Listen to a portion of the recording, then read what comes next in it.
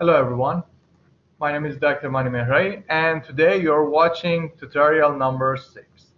A sample with size 10 has taken from a population which follows the normal distribution. So these are the data related to our sample. So lowercase n is equal to 10.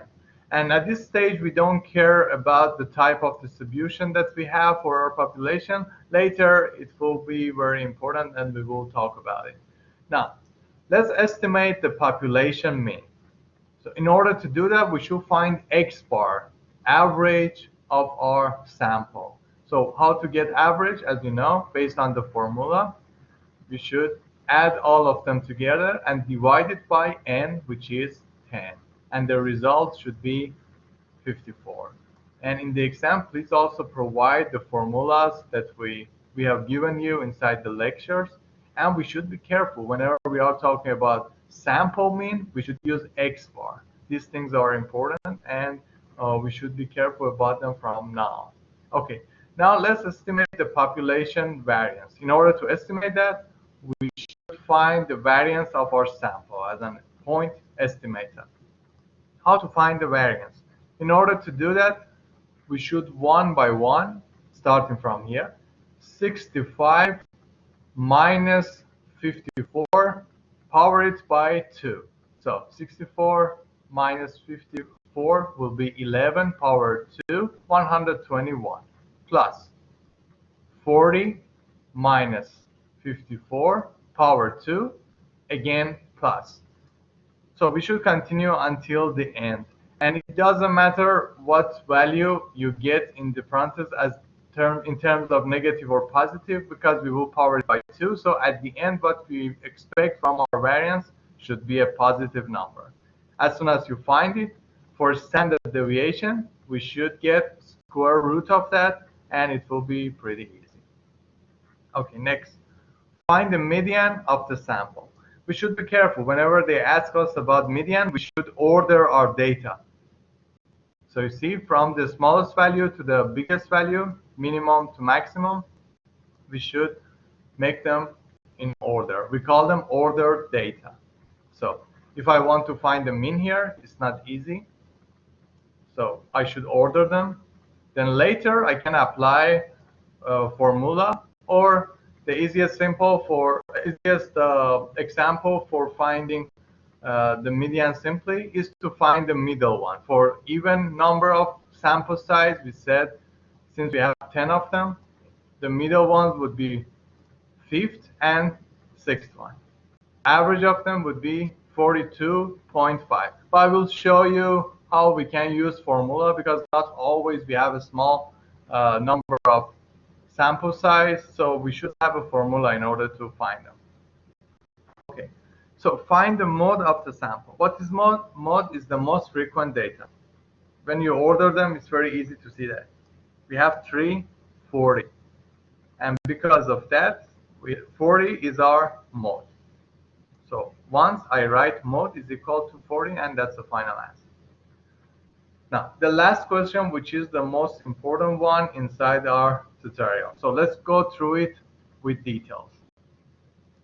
All right, we'll illustrate the data using box and whisker plot, or sometimes you can see that they call it whisker and box plot or box plot, which shows the outliers. This is important. This part shows that I shouldn't show a box plot, which only shows minimum and maximum. I should show a box plot like this, which I will talk about. Okay, so first I can find the range. For this example, it wasn't necessary, but once I wanted to show you, whenever I talk about range, it means that I should subtract minimum from maximum, and this is our range. So in order to draw whisker and box plot, I need some information. Q1, quartile 1, 2, 3, interquartile range, my lower and upper bound for my box and whisker plot. Okay, let's see how we can do that. For quartile 1, first quartile, this is the formula that we should know. N plus 1 divided by 4. Why I put TH here it means that it's related to your order data. It means that when you calculate this part, n is your sample size, 10 plus 1 divided by 4, you reach this number, 2.75 th. It means that this is the position of your number, not the value of your number. We should be careful about that. So assume that you calculate n plus 1 divided 4, you find the position. This is the position. 2.75 is between 2 and 3, between second and third data, this one. So these are the data that we are talking about. Your Q1 should be something in the middle. We should approximate it. In order to approximate it, first consider this part of your position, which is the second data. Your second data is 35. You write it here. And the right side of your decimal point, 75%. 75% multiply this parenthesis. So this 75% comes from here. This is a kind of approximation which is very useful. So second data plus 75% of the difference of third and second number. So the bigger value minus smaller value, because it should be positive, multiply this one. So the answer of first quartile is 38.75.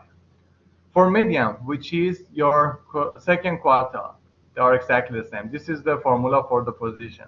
M plus 1 divided by 2, 5.5. So this is the exact way to find it. We could read it easily from the middle, but let's see based on the formula what we mean. Again, as a practice. So your fifth data, 1, 2, 3, 4, 5, fifth data, 40, plus this part of your decimal point is half, multiply the difference between sixth and fifth data. So your median is exactly the one that we calculated here together. For third quartile, we have the same story with this formula. 3 multiply m plus 1 divided by 4. This is the position. So we should remember about these formulas as the positions for our data, order data. How can I memorize them easily? This is 1 over 4, 2 over 4, which is 1 over 2, and 3 over 4. You see, they are all of them divided by 4 because they are quartiles. 1 over 4, 2 over 4, 3 over 4. And m plus 1, and the rest you can see what's happening here. Okay, so for interquartile range, this is the formula. When you write Q3 first, so you don't need absolute value because this one will give you always a positive number. So Q3 minus Q1, you can find this value. Why this one is important? Because we want to find the tails of our Biscayan box plot. So the lower bound, this is the formula that we can use. Inside the lecture, we have 1.5. As I said, it depends on the taste of which one you should use. For our exam, use 1.5. For this example, I wanted to show you 0.5 as an illustration. That's it. But for the exam, if I don't give you any value for this one, consider it 1.5 as in the lecture notes. Okay, so lower bound is first quartile minus half of, or in the lecture we should have 1.5, multiply IQR. So we found this one, 38.75, minus half of your interquartile range, which we calculate here, and this is your lower bound. We do the same for upper bound. Why we do that? Because we want to detect the outliers, if any. So let's check. When I calculate lower bound, first of all, be careful. We subtract it here. There's no addition, but here we have addition. Why? Because from quartile 1, I want to go to the left. From quartile 3, I want to go to the right. That's why here we have minus, here we have positive. Okay, so assume that we found the lower bound, 22.5. Do I have any data which is lower, smaller than my lower bound? I check my data, no. 35 was my minimum, and 22.5 was less than that. So it will cover my minimum, which is here. So I don't have any outlier here. From the right side, upper bound, I calculated this one to be 87.5. When I compare it to my data, here you see 95 is bigger than that, but not 75. So this one is an outlier. Now let's see based on this information, how can I illustrate it on my box plot? Okay, so first of all, when you want to draw this one, it's important to know about this scale so that you can draw it perfectly. I even put some points here so that my scale would make sense. Anyway, first of all, we should mention about median. This is our median, 42.5. First, draw this line. In the exam, I'm not going to ask you for drawing the whisker and box plot because if it will be an online exam, it won't be easy for you. So maybe I ask you about IQR or other information for you guys to provide me. If it was a written paper exam, then in that case, yes, it would be a nice example so that you could draw the whisker and box plot. But if it's going to be an online exam, so I'm not going to ask you to illustrate it. This part is the most important. But anyway, let's go through it because it's nice to learn about it. Okay, so first, I draw the line for the median. This is the first part I should show. Next, Q1 and Q3. Q1, 38.75. This is the line. And Q3. This is the line. So now I have my box. So you can draw your box by knowing Q1, median, and Q3. Or Q1, Q2, Q3. So you have your box. Then it's the turn for the tails. For the left side, I should know about my lower bound. 22.5. So I show it with a line like this and connect it to the box. For the upper bound, do the same from the right side, 87.5. So I draw a line and I connect it to my box. Now for showing if we have any outlier, we should show it with X. If I had several of them, I could show with several X's here. Some of them may be from the left side, some of them from the right side of your whisker and box plot. In this case, we had only 95, which was bigger than your upper bound. We have one here. You see? So I show it with just 1x here.